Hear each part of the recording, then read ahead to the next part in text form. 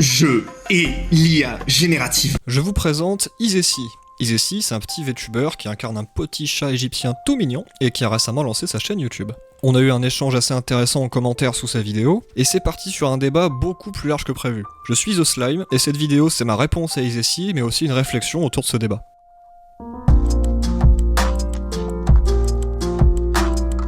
Alors, je vais d'abord vous montrer la vidéo, puis utiliser ça comme point de départ pour parler de création, d'art et d'IA générative. Avant de commencer, tout ce que je dis ici n'est que mon point de vue, je prétends pas avoir raison, c'est juste une réflexion personnelle en tant qu'artiste et utilisateur d'IA. Et évidemment, je suis curieux de voir ce que vous en pensez en commentaire.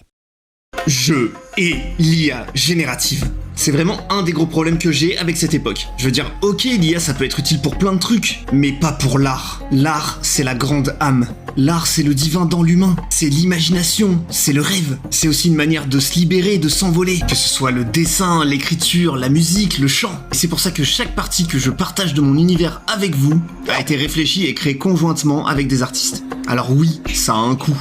Oui, j'ai préféré économiser avant de me lancer, pour pouvoir justement travailler avec des artistes que j'aimais. Je comprends qu'il y en ait qui veuillent réaliser leurs rêves aussi et qui n'ont pas forcément les moyens. Il y a toujours moyen de faire sans IA générative, de se renseigner, d'utiliser des logiciels et d'apprendre. Vous en sortirez toujours enrichi. Et c'est ce qui fait que un dessin comme celui-là aura toujours plus d'âme que n'importe quel dessin créé par IA. Alors sois créatif à ta manière, mortel. Sous cette vidéo, j'ai laissé ce commentaire. J'expliquais que pour beaucoup de gens, l'IA ça permet surtout de donner vie à des idées qu'ils n'auraient jamais pu concrétiser autrement. Je parlais aussi du fait que le prompting c'est parfois beaucoup plus compliqué qu'on l'imagine, et que malgré tout, les images générées restent encore bourrées de défauts. Donc pour moi, ça remplacera pas totalement les artistes. Et sa réponse en gros, ça tient sur deux idées principales. La première, c'est que les IA seraient entraînées à partir du travail des artistes, et la deuxième, c'est que ce genre d'outil pourrait décourager les gens d'apprendre à créer par eux-mêmes. Et à partir de là, on peut commencer à répondre point par point. Alors, il dit que l'IA c'est utile, mais pas pour l'art. Moi je pense que c'est utile surtout pour l'art, parce qu'il y a énormément de gens qui ont des idées en tête, mais qui n'arrivent pas à les mettre en image. Pour ça il y a plusieurs solutions, et je vais y venir. Il dit que l'art c'est l'imagination, le rêve, la liberté. Et là je suis entièrement d'accord avec ça, et justement, une idée ça apparaît avec une émotion précise, et ça disparaît très vite, un peu comme un rêve. Et moi j'aimerais bien pouvoir capturer ça, un peu comme un replay ou un screenshot. Du coup, une première chose toute simple, ça peut être de noter les idées quelque part pour ne pas les perdre. Et ensuite, pour les transformer en images, ça devient plus compliqué. Il faut réussir à traduire quelque chose de mental en quelque chose de concret. Il dit qu'il y a toujours moyen de faire sans IA générative, de se renseigner, utiliser des logiciels, apprendre, qu'on en sera enrichi et que ça a plus d'âme. Alors oui, on peut apprendre à dessiner, composer, peindre, faire de la 3D, du film, du jeu vidéo, mais dans tous les cas, ça demande du temps, de la pratique et beaucoup d'essais. Au début, on pue la merde, hein, c'est normal. On progresse en répétant, en corrigeant, en continuant et en lâchant pas l'affaire. Et avec le temps, on finit par être capable de créer ce qu'on avait en tête. Et c'est important de comprendre ça, parce que tout ce qui va suivre découle directement de cette différence entre idées immédiates et compétences acquises dans le temps. Mais c'est là que beaucoup abandonnent, parce que tout le monde n'a pas la motivation de mettre autant de temps et d'efforts là-dedans, et je peux totalement comprendre ça. Pour illustrer concrètement ce que ça veut dire sur le long terme, je vais prendre un petit moment pour vous raconter comment ça s'est passé pour moi, et à quoi ressemble le processus pour travailler un art quel qu'il soit. Personnellement, je suis musicien. J'ai grandi dans une famille de musiciens, ma mère m'a appris un petit peu de piano quand j'étais tout petit, mais ce qui a vraiment changé la donne pour moi c'était Guitar Hero On Tour sur DS. C'est un jeu difficile, surtout pour un gamin de 7-8 ans, mais j'adorais ça. Et à force de jouer, je m'améliorais, j'avais un objectif, je voulais finir toutes les chansons en expert. Ça m'a pris des mois, voire des années, mais j'ai fini par y arriver. Ce jeu, ça m'a fait tomber amoureux du rock. Quand j'en parlais à ma famille, ils me disaient « Ah bah c'est très bien, maintenant faut jouer de la vraie guitare ». Sauf que dans ma tête d'enfant, ça paraissait complètement hors de portée. Et un jour, un copain de l'école qui jouait aussi à ce jeu est venu chez moi avec sa vraie guitare électrique. Elle était bleue métallisée avec des petits éclats scintillants. Et j'avais les mêmes éclats scintillants dans les yeux. Je trouvais ça super beau. Et le moment qui m'a marqué, c'est quand il a sorti ses tablatures. Dans ma tête, c'était un genre de langage alien. Je me disais que je comprendrais jamais ce truc. Et là, il m'a expliqué ça en une seule phrase que j'ai jamais oubliée. Les lignes, c'est les cordes.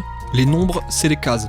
C'était super simple en fait, et c'est à partir de là que je me suis senti capable d'essayer. Bref, un jour ma mère m'emmène dans un magasin de musique pour choisir ma première guitare. J'ai choisi une Storm premier prix que je trouvais super classe, et c'est là que j'ai commencé à apprendre tout seul avec des tablatures. Plus tard, quand j'étais au collège, un surveillant organisait un atelier musique entre les cours. Au début on était un petit groupe, on apprenait des morceaux simples, et à force de pratiquer, le niveau montait petit à petit, et de moins en moins d'élèves venaient, et finalement on s'est retrouvés que tous les deux, et ça devenait des genres de cours particuliers de guitare. Et à la fin, on bossait carrément des morceaux comme Stairway to Heaven ou Another Break in the Wall pour le concert de fin d'année. Et c'est là que j'ai commencé à me dire, ok, peut-être que je suis réellement capable de faire ça. Je suis sorti de la 5ème avec déjà un certain niveau de guitare, et surtout l'envie d'aller beaucoup plus loin. C'est à ce moment-là aussi que j'ai eu Guitar Hero World Tour sur Wii, Il y avait plus de boutons, c'était plus dur, je crois même que j'ai jamais réussi à finir la campagne en expert. Mais surtout, il y avait énormément de métal dedans, et ça m'a fait découvrir plein de groupes que j'allais ensuite écouter sur YouTube. Et je me disais waouh, peut-être qu'un jour je jouerai comme eux.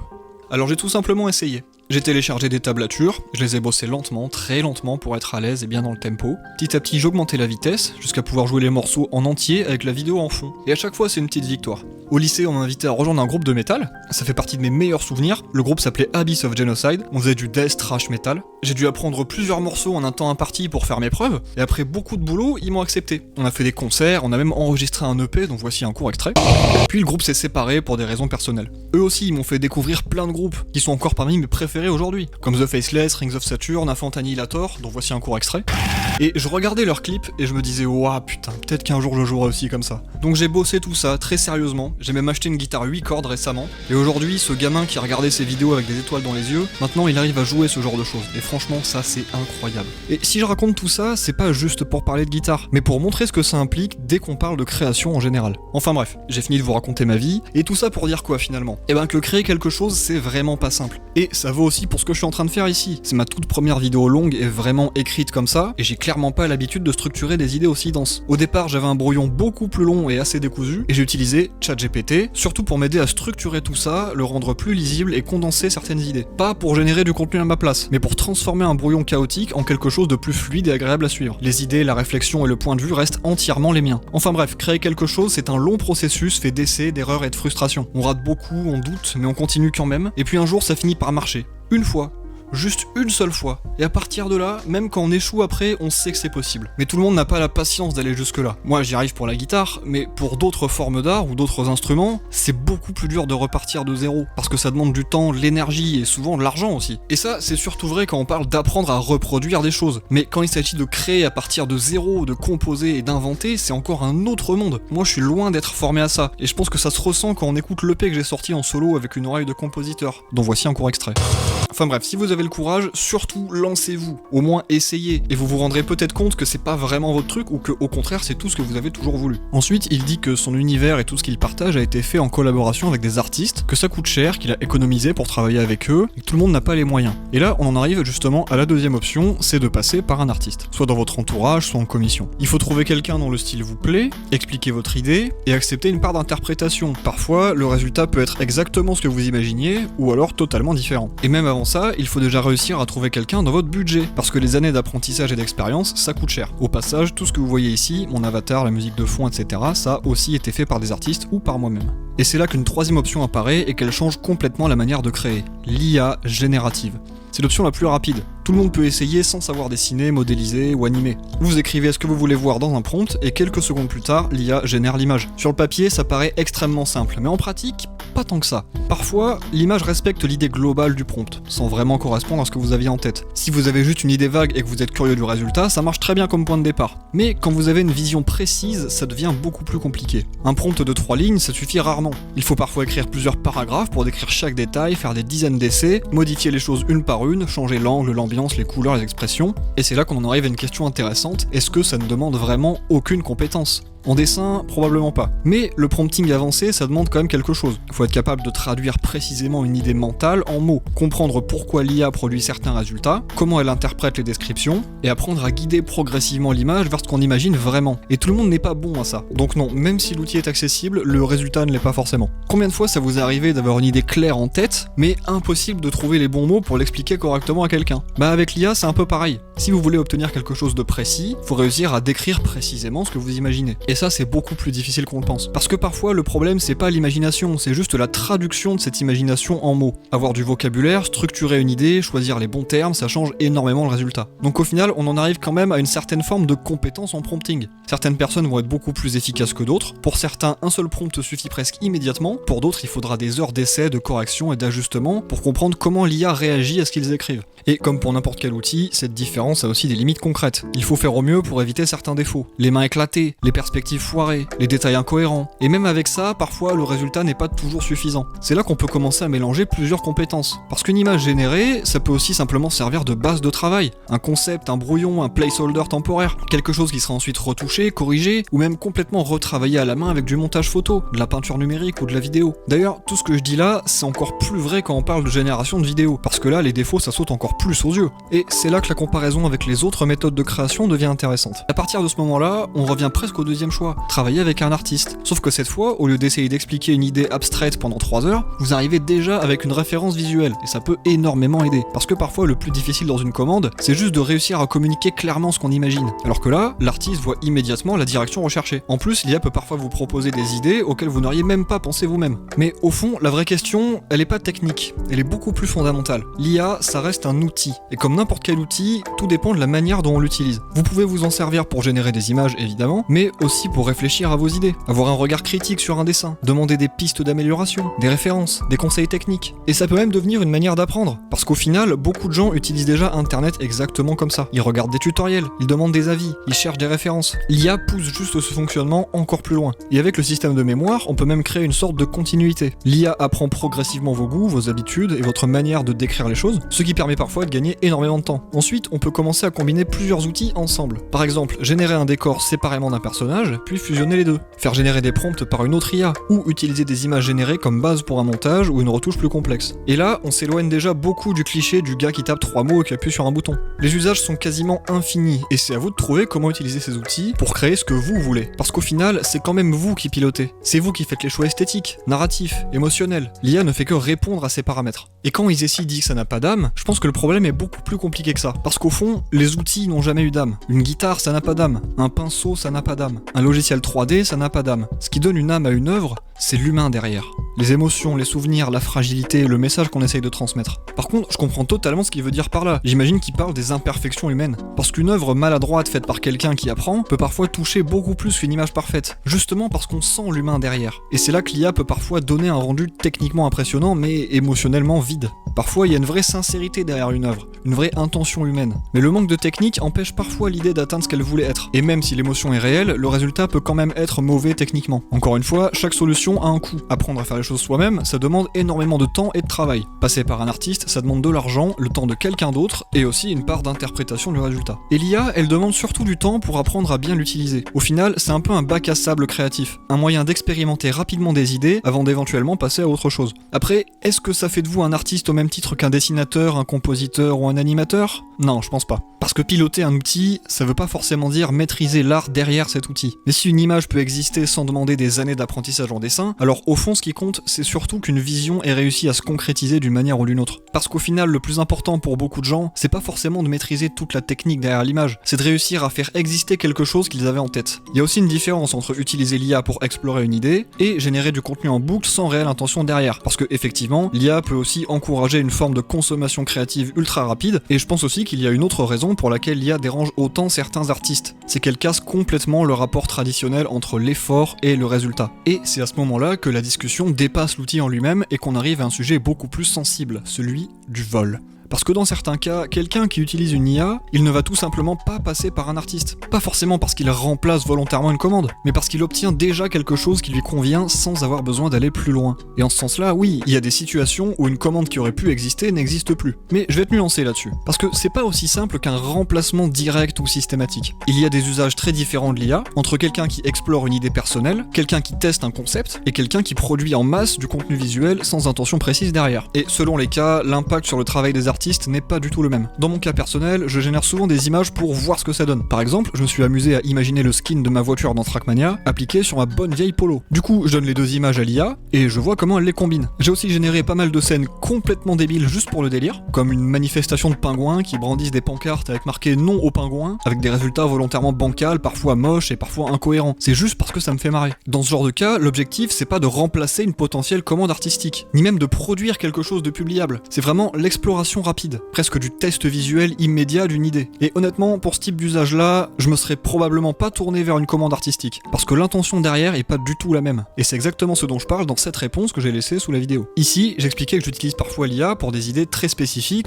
ou impossibles à reproduire autrement, ou pour des rendus qui demanderaient du temps, des compétences et des moyens que j'ai pas forcément pour ce type de projet. Et je précise aussi un point qui est important pour moi, c'est que je commande également des artistes quand j'ai envie de leur style ou que ça a du sens. Mais dans d'autres cas, je me serais de toute façon pas lancé dans une commande. Non pas par opposition aux artistes, simplement parce que l'intention de départ n'est pas la même. Et justement, c'est là que le contexte devient extrêmement important. Parce qu'il y a une énorme différence entre quelqu'un qui expérimente des idées dans son coin et une entreprise qui utilise l'IA pour de la production massive. Si votre intention de départ, c'est de faire du contenu viral, publié pour une énorme audience ou carrément monétiser ou remplacer le travail humain pour gagner du temps et de l'argent, là oui, je pense qu'on rentre dans quelque chose de beaucoup plus problématique. Parce que là, l'IA ne sert plus juste à explorer une idée personnelle, elle devient un outil d'optimisation économique. Et c'est précisément là que beaucoup d'artistes commencent à voir un vrai danger. Parce qu'effectivement, dans certains cas, ça peut représenter un vrai manque à gagner pour des illustrateurs, des doubleurs, des animateurs, ou des gens qui auraient normalement travaillé sur ces projets. Et ce débat-là n'est plus seulement artistique, il devient aussi économique. On a déjà vu des grosses entreprises utiliser de l'IA pour vendre du contenu, comme les fameux stickers dégueulasses de Call of Duty, certains visuels ou décors de films ou d'animés, et même du doublage. Et là, je me pose vraiment des questions. Parce que quand une entreprise pèse des millions, voire des milliards, est-ce qu'elle a réellement besoin d'économiser du travail humain créatif? Surtout que dans beaucoup de cas, le résultat donne surtout l'impression d'un énorme foutage de gueule, avec du contenu produit plus vite pour moins cher. Et je pense que c'est aussi pour ça que l'IA provoque une réaction aussi violente chez certains artistes. Pas forcément à cause de l'outil en lui-même, mais à cause de la logique industrielle qui peut se construire autour. Et il faut aussi être honnête sur un point, oui, les modèles d'IA ont été entraînés sur des milliards d'images récupérées sur internet, dont énormément d'œuvres d'artistes qui n'ont jamais donné leur autorisation. Et forcément, ça pose un vrai problème éthique. Parce qu'aujourd'hui, on peut demander à une IA de générer quelque chose qui ressemble énormément au style d'un artiste précis, et même quand certaines IA sont bridées et essayent de limiter ça, il existe souvent des moyens de contourner les restrictions avec des prompts suffisamment précis. Et là oui, on s'approche dangereusement du plagiat. Surtout quand quelqu'un cherche volontairement à reproduire l'identité visuelle d'un artiste sans payer cet artiste. Et au fond, c'est peut-être là que le débat devient plus intéressant. Parce que quand on dit l'IA tue les artistes, on mélange souvent énormément d'usages complètement différents. Les artistes ne souffrent pas parce qu'un connard comme moi génère des pingouins horribles chez lui à 2h du mat. Le vrai problème, ça vient surtout des usages industriels. Les plateformes qui sous-payent, les grosses entreprises qui remplacent du travail humain alors qu'elles ont largement les moyens de payer des artistes, et un système où énormément de contenu est déjà consommé gratuitement depuis des années. Par contre, je pense aussi qu'il faut faire attention à ne pas tomber dans un genre d'élitisme artistique, parce que pour beaucoup de gens, ces outils sont la première fois où ils peuvent enfin donner une forme à leurs idées, sans avoir accès à un studio, une équipe, des années de formation ou des milliers d'euros de budget. Et interdire complètement ça, ce serait aussi fermer la porte à énormément de personnes créatives qui n'avaient jusque-là aucun moyen de s'exprimer visuellement. Et c'est là-dessus qu'il faut faire la part des choses, entre un connard qui génère des pingouins dans sa chambre, quelqu'un qui cherche juste à visualiser une idée, un créateur qui s'en sert comme outil de référence, et une multinationale qui remplace volontairement du travail humain pour réduire ses coûts. On parle techniquement du même outil, mais les conséquences n'ont absolument rien à voir. Et c'est justement là que je trouve la réponse de Izessi beaucoup plus intéressante. Ici, je trouve que sa réponse devient déjà beaucoup plus nuancée, parce qu'au fond, je suis assez d'accord avec lui sur un point. Oui, il y a des usages problématiques de l'IA, et oui, imiter volontairement le style d'un artiste précis pour produire du contenu commercial, là on s'approche clairement de quelque chose de malsain, voire parasitaire. Surtout quand ça cherche explicitement à remplacer ce qu'un artiste aurait pu faire lui-même. Et je pense aussi qu'il a raison sur l'idée de l'utilisation raisonnée, parce que entre exploiter une idée personnelle, faire une référence, faire une blague à la con, ou produire industriellement du contenu généré pour économiser de l'argent, l'impact n'est clairement pas le même. Et c'est peut-être aussi pour ça que j'ai du mal avec les discours ultra extrêmes des deux côtés. Parce que des fois on entend l'IA va tuer tous les artistes, ou au contraire non, ça change absolument rien. Alors qu'en réalité, je pense que le vrai impact est beaucoup plus précis que ça. Et la question bascule de est-ce que ça détruit réellement l'art à est-ce que ça transforme certains métiers et certains usages. Parce que avec ou sans IA, et même plus largement avec ou sans nouvelles technologies, les artistes existent toujours. Mais certains métiers, eux, changent énormément. La photographie n'a pas tué la peinture. Au contraire, elle a complètement transformé certains usages de l'image et au final, la photo est devenue un art à part entière. La MAO, la musique assistée par ordinateur, voyez par là tout ce qui est logiciel de production à la FL Studio ou Ableton, la MAO donc n'a pas tué les musiciens non plus. Au contraire, elle a même créé énormément de nouveaux styles de musique électronique. Mais elle a aussi changé la manière de composer, produire et enregistrer. Blender n'a pas remplacé les sculpteurs. Au contraire, les outils 3D ont ouvert de nouvelles formes de création complètement impossibles avant, comme des mondes entiers avec des personnages, des jeux vidéo, des films d'animation. Et à chaque fois, on a juste créé un nouvel outil qui permet de s'exprimer autrement. Et je pense que l'IA s'inscrit probablement dans cette continuité-là, mais avec une énorme différence, la vitesse. Parce qu'avant ça, même avec des outils numériques, créer quelque chose demandait encore énormément de temps, de travail et de compétences. Alors qu'aujourd'hui, il est devenu possible d'obtenir un résultat visuellement convaincant très rapidement, même sans maîtriser complètement la discipline derrière. Et forcément, quand une technologie permet de produire énormément de contenu en très peu de temps, ça finit aussi par changer la valeur du travail derrière ce contenu. Parce que à partir du moment où des entreprises peuvent produire des centaines d'images en quelques minutes pour quasiment aucun coût, ça change complètement la logique économique derrière. Souvent, la quantité finit par prendre le dessus sur la qualité, et on se retrouve noyé sous des montagnes de contenu générés extrêmement vite. Des images parfois correctes visuellement, mais produites sans réelle intention artistique derrière. Et dans ce genre de logique, c'est surtout les travaux plus rapides, génériques ou industriels qui risquent d'être touchés en premier. Des assets de jeux mobiles, des miniatures faites à la chaîne, des banques d'images, des pubs génériques de dropshipping, du voice-over low cost, des musiques d'ambiance jetables, bref, tout un type de contenu où l'objectif n'est pas forcément artistique, mais surtout de produire vite, beaucoup et pour le moins cher possible. Du contenu jetable, pour remplir un feed, attirer quelques secondes d'attention, optimiser des clics, et disparaître aussitôt remplacé. Et le vrai risque, je pense qu'il est surtout là, dans cette masse de contenu consommable produite en permanence. Parce qu'à force d'être noyé sous des milliers de vidéos, d'images ou de musique générées à une vitesse absurde, tout finit par devenir interchangeable. Et forcément, ça rend aussi beaucoup plus difficile pour les artistes de réellement émerger ou marquer les esprits. Ça crée une forme de saturation globale où le public consomme quelque chose pendant quelques secondes avant de passer immédiatement à autre chose. Et avec l'amélioration extrêmement rapide des IA, il devient aussi beaucoup plus difficile de différencier une image réellement travaillée d'une image générée, au point où certains artistes se retrouvent parfois accusés d'avoir utilisé une IA, alors qu'ils ont passé des heures voire des jours à travailler sur leurs œuvres. Et ça crée des situations où certains artistes doivent presque prouver qu'ils ont réellement créé ce qu'ils montrent. Et c'est là que la question change de niveau. Parce qu'une œuvre, c'est pas juste une image. Pour beaucoup d'artistes, leur style représente des années d'expérience, d'influence, d'essais ratés et de recherche, jusqu'à devenir immédiatement reconnaissable. Et un style, c'est pas juste une apparence, c'est une accumulation de choix, d'erreurs et de réflexes créatifs. Et c'est là que le sujet devient beaucoup plus compliqué. Parce qu'un artiste avec une identité visuelle forte, ça devient aussi beaucoup plus difficile à remplacer complètement. Quand un style est vraiment marqué, on finit presque par reconnaître la personne derrière avant même de connaître son nom. Et même quand ce style est imité ou repris, on continue de l'associer à son auteur d'origine. Et c'est là que la frontière entre inspiration et appropriation devient floue. Parce qu'au fond, un style artistique, c'est quoi?